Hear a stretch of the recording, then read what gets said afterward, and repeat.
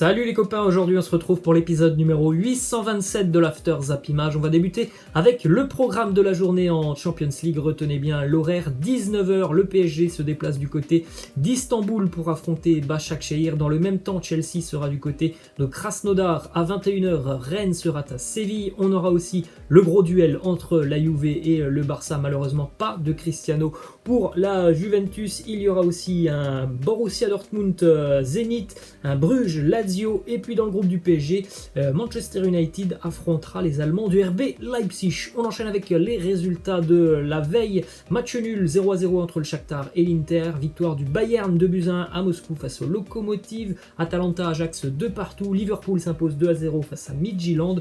Porto s'impose 2-0 face à l'Olympiakos. Ce sont deux équipes qui sont dans le groupe de l'OM. Marseille a été battu par City 3-0.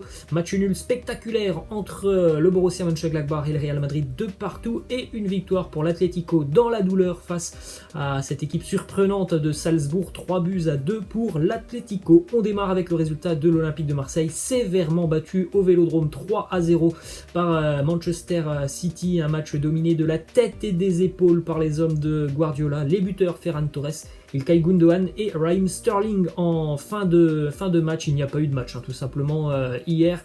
Prestation plus que décevante de l'Olympique de Marseille. J'ai vraiment de la peine pour les supporters phocéens. Ça fait 7 ans qu'ils attendent un match de l'OM en Ligue des Champions au Vélodrome. Alors, le premier qu'ils voient, malheureusement, ils ne peuvent pas être au stade parce qu'hier ils auraient certainement sifflé leur équipe. Ils ne peuvent pas être au stade et ils voient ce match vraiment mais d'une faiblesse abyssale de l'Olympique de Marseille qui n'a pas le niveau de la Ligue des Champions, tout simplement. On enchaîne avec cette série incroyable pour l'OM qui maintenant, avec cette défaite hier soir, en est à 11 défaites consécutives en Champions League. Encore une défaite pour l'OM la semaine prochaine et l'OM serait détenteur du record du nombre de défaites consécutives en Champions League détenues à l'heure actuelle par le club belge d'Anderlecht qui en est à 12 défaites. Marseille, avec une défaite face à Porto, atteindrait ce record. On enchaîne avec deux déclarations d'André Villas-Boas. Il répond déjà à la question: qui est entré dans l'histoire entre Lyon et Manchester City? Il nous dit: c'est l'OL avec cette stratégie qui a fonctionné aujourd'hui. Ça n'a pas fonctionné pour nous. Le coaching est perdant, mais la stratégie n'est pas différente des autres équipes qui affrontent Manchester City. Alors hier on avait entendu parler d'une défense à 3 de l'OM. Pour ceux qui ont vu le match, ce n'était pas le cas, dès la première minute on a vu que la défense marseillaise c'était à 5 derrière, et le constat il est faible pour l'OM hier. Les 10 joueurs phocéens étaient devant leur surface. Ils n'ont fait que ça du match. Vraiment très triste ce que nous a proposé l'OM hier. Aucune projection vers l'avant. Des choix de Villas-Boas plus que surprenant avec Radonjic titulaire. Donc vraiment très très décevant ce que nous a fait l'Olympique de Marseille hier. Pour ceux qui veulent un petit résumé du match, il ne s'est rien passé. 2 tirs pour l'Olympique de Marseille, un en première mi-temps, un en seconde mi-temps, et puis tout le reste du match, les phocéens étaient devant leur surface. Autre déclaration d'André Villas-Boas juste après le match. Il nous dit: malheureusement Marseille n'a pas d'argent pour faire venir Guardiola. Vous avez André Villas-Boas avec cette tactique. Alors là c'est vraiment, je trouve, une très grossière erreur de sa part de nous sortir ça en conférence de presse. Il est évident que l'argent, ça va aider à amener de bonnes prestations sur le terrain, mais ce n'est pas la seule façon de travailler. Vous pouvez sortir pas mal d'exemples. Regardez ce qu'a fait par exemple Bielsa avec Leeds l'année dernière en Championship, ce qu'il fait cette année en Premier League. Regardez ce que fait l'Atalanta avec un budget qui est vraiment assez faible. Regardez ce que fait par exemple le Borussia Mönchengladbach. Ils n'ont pas des budgets exceptionnels, mais ils font autre chose quand même sur le terrain que ce que nous a proposé l'OM hier, qui était vraiment catastrophique.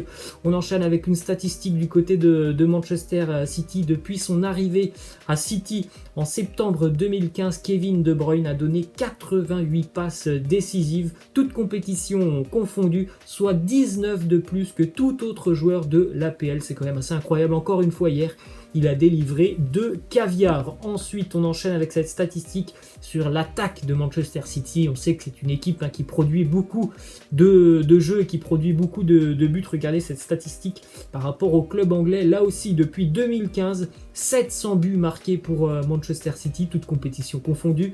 Regardez cet écart abyssal entre Manchester City et Liverpool, 568 buts pour les Reds de Liverpool. Et on termine avec une dernière info qui concerne l'Olympique de Marseille. Le prochain match de Ligue 1 pour l'OM qui devait se dérouler vendredi face à Lens devrait normalement être reporté. Le club lensois a annoncé que 11 de ses joueurs ont été testés positifs au Covid-19. Ensuite, direction Paris avec une déclaration d'Adil Rami qui lui aussi est consultant en semaine du côté de RMC. Il nous dit Mbappé au Real Madrid, je pense que c'est fait, d'autant plus que ça n'avance pas dans les discussions avec le PSG. T'as l'impression que ça l'agace de parler de sa prolongation de contrat. À partir du moment où ça l'agace, c'est qu'il ne veut rien savoir. Je suis vraiment pas loin de penser la même chose que Adil Rami. Ça fait des mois qu'on entend parler de négociations entre Mbappé et le PSG, des négociations qui n'avancent pas.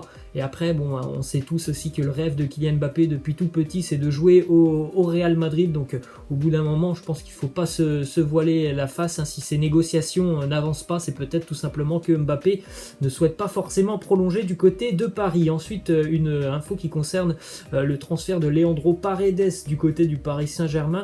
Le versement d'un bonus qui s'élevait à 1,5 million d'euros vers Boca Juniors a été effectué par le Paris Saint-Germain. Seul petit problème, il a été intercepté par des hackers qui ont réussi à détourner 500 000 euros sur les 1,5 million d'euros qui étaient dus au club argentin de Boca Juniors. Direction Barcelone maintenant avec la très très bonne nouvelle pour tous les supporters du Barça, pour une grande majorité aussi de l'effectif catalan.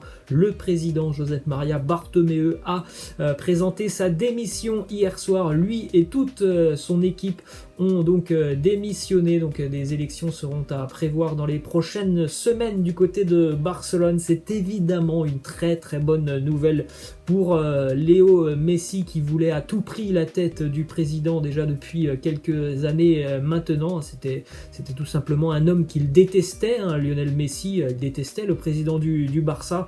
On a compris aussi que Messi a failli quitter le club en grande partie à cause de la direction et du président barcelonais. Peut-être que c'est une très très bonne nouvelle pour les supporters du Barça. Peut-être que Lionel Messi va finalement rester jusqu'à la fin de sa carrière du côté de Barcelone. Ensuite, juste avant de partir, le président, donc ancien président Josep Maria Bartomeu, a affirmé que le Barça avait accepté une proposition pour participer à une future Super Ligue européenne qui garantirait la viabilité financière du club catalan. Donc ce n'est pas un mirage, cette Super Ligue européenne devrait bel et bien arriver dans les prochaines années.